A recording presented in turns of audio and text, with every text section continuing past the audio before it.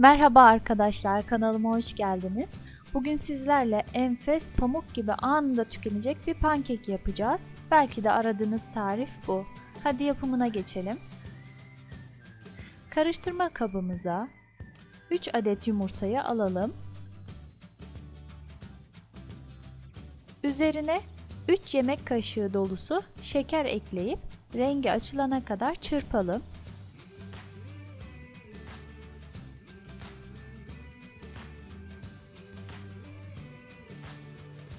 Yumurta ile şeker iyice karışıp şeker eriyene kadar çırpmanız yeterli. Bu da yaklaşık 1 dakikayı buluyor.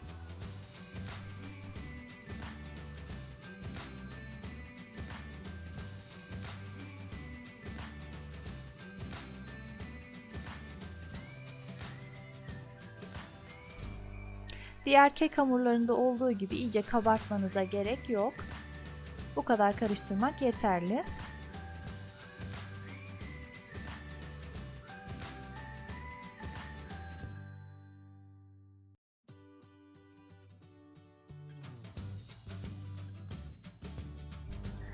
Artık üzerine süt ve 2 yemek kaşığı sıvı yağ ekleyelim.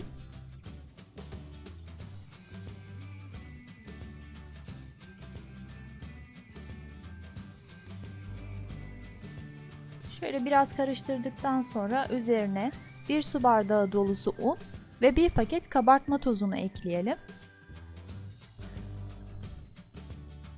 Etrafa sıçramasın diye ben mikseri hemen çalıştırmadım. Şöyle bir karıştırdım. Unu eleyerek de ekleyebilirsiniz. Benim un elenmişti. Bu şekilde ekledim. Üzerine 1 paket kabartma tozunu ekliyorum. 1 paket de vanilya ilave edelim.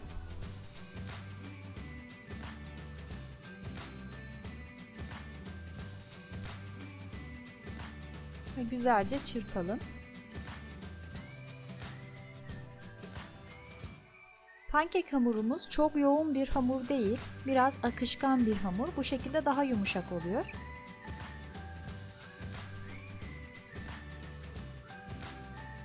Bu tarifi ben yaptığım zaman evimizde anında tükeniyor.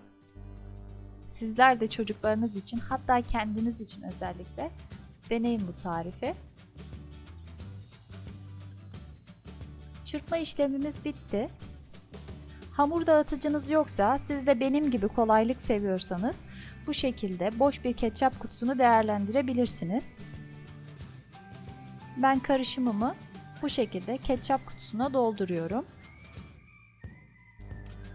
Gördüğünüz gibi akışkan bir hamur.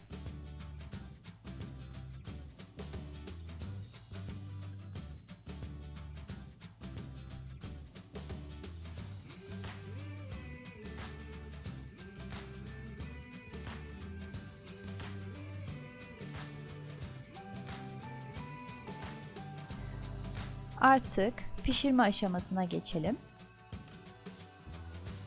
Pankekimizi orta harlı bir ateşte pişireceğiz. Krep tavası ya da benim gibi düz bir tavayı hafif yağlayıp istediğiniz büyüklükte pankek hamurunu sıkalım.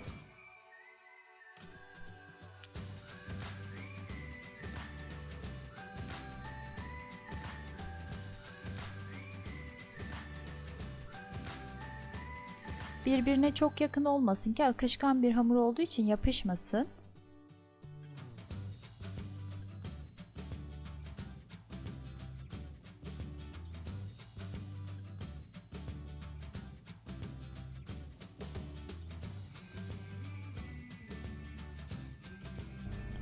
Ben sizin için ilk pankekleri kesmeden kendi akışında pişirdim. Hızlandırma yapmadım. Ortalama 2 dakikada bir yüzü pişip göz göz olunca diğer yüzünü de pişirelim.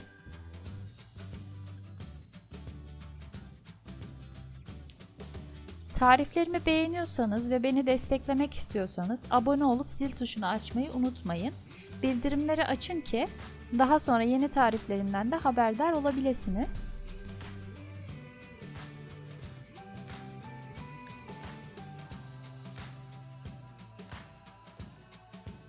Ayrıca yorumlarınız da benim için kıymetli.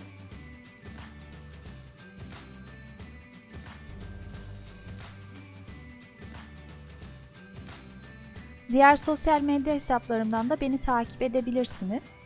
Aklınıza takılanları oradan sorabilirsiniz.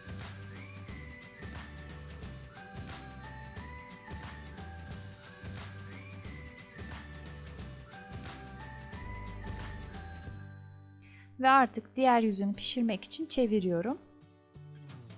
Bu yüzünü de ortalama 1,5-2 dakika pişireceğim. Ve bütün hamurumu bu şekilde bitirmiş olacağım.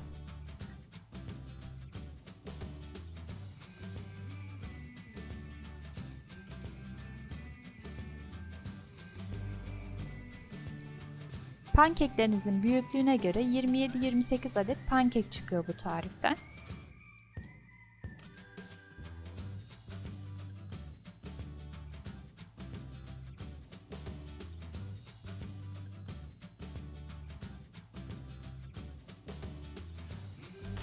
Şöyle bir kontrol ettikten sonra servis tabağıma alıyorum.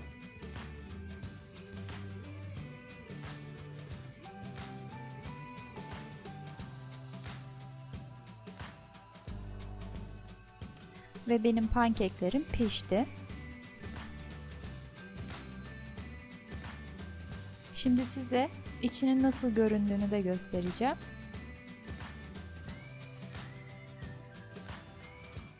Oldukça yumuşak gördüğünüz gibi.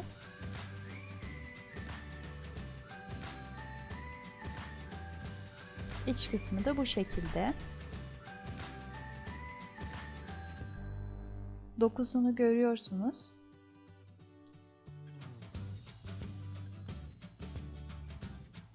Yanında meyve, pudra şekeri, bal veya benim yaptığım gibi çikolata muz ikilisiyle servis yapabilirsiniz.